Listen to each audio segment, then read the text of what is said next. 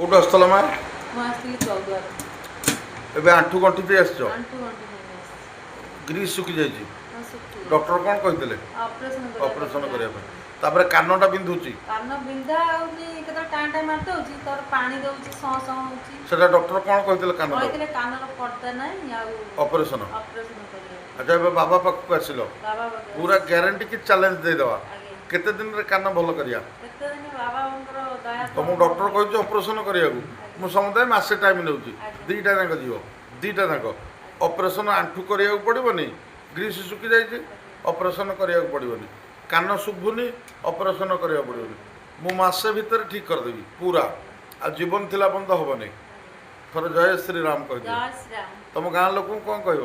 ଆଜ୍ଞା, ମୁଁ କହିବି ବାବାଙ୍କ କଥା କହିବି ଆଉ। ବାବାଙ୍କ କଥା ଯାଇଥିଲି, ଲୋକ ଜାଣିନାହାନ୍ତି ସେପଟେ ଲୋକ ମୋତେ ଭଲ କି ଜାଣିନାହାନ୍ତି। ଟିକେ ଜଣେଇ ତ ବାବା ମୋର ଭିଡ଼ିଓ କରିକି ବି କହିଛନ୍ତି ମାସେ ଭିତରେ ମୋତେ ଠିକ୍ କରିକି ଦେବେ ହେଲା।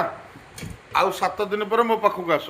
ଆସିଲେ ସେ ମେଡ଼ିସିନ ନେଇକି ଯିବ। ସମୁଦାୟ 14-15 ଦିନ ଭିତରେ ଭଲ ହେବ। ଏବେ ଖାଲି କାନରେ ଗୋଟେ ଠୋପା ପକେଇ ଦେଉଛି, ପକେଇକି ଯା, ତାପରେ କହିବ।